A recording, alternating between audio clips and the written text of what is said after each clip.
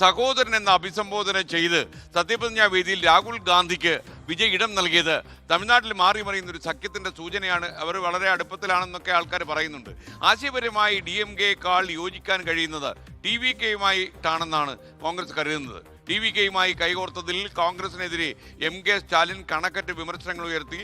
India സഖ്യത്തിൽ പ്രത്യേകിച്ച് India സഖ്യത്തിൽ വളരെ strong ആയിട്ടുള്ള നിലപാടുള്ള ഒരാളാണ് MK സ്റ്റാലിൻ. അതുകൊണ്ട് തന്നെ ഇന്ത്യ സഖ്യത്തിലും അതിൻ്റെ പ്രതിഫലനം ഉണ്ടാകും എന്നാണ് സ്വതന്ത്ര നിരീക്ഷകർ പറയുന്നത്. Selfie time with the Honorable Chief Minister of Tamil Nadu. Unga kuda selfie, namma kuda selfie.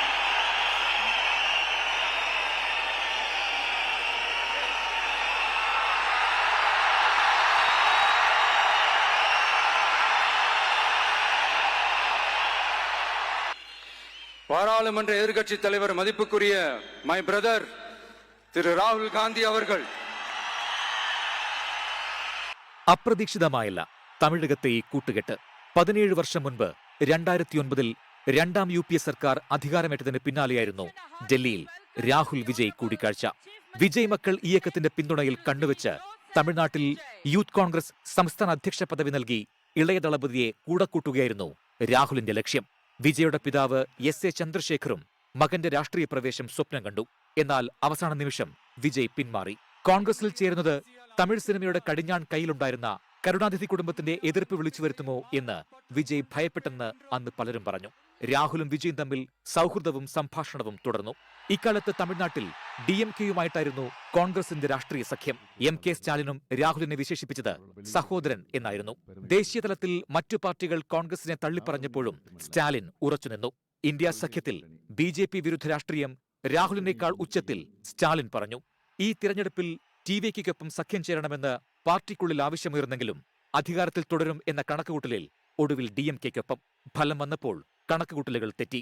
കേവല ഭൂരിപക്ഷം തികയ്ക്കാൻ പാടുപെട്ട വിജയ്ക്കൊപ്പം സ്റ്റാലിനോട് മിണ്ടാതെ കോൺഗ്രസ് കൂട്ടുകൂടി.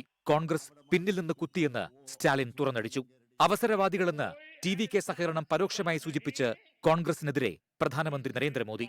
കോൺഗ്രസ് की पहचान आज एक परजीवी पार्टी की बन गई है और इसलिए वो पहला मौका मिलते ही अपने साथियों के साथ भी विश्वासघात करती है. ഇനി തമിഴ്നാട്ടിൽ ഇന്ത്യ സഖ്യത്തിന്റെ ശബ്ദമാര്? വിജയ്യോ സ്റ്റാലിനോ? National desk 24.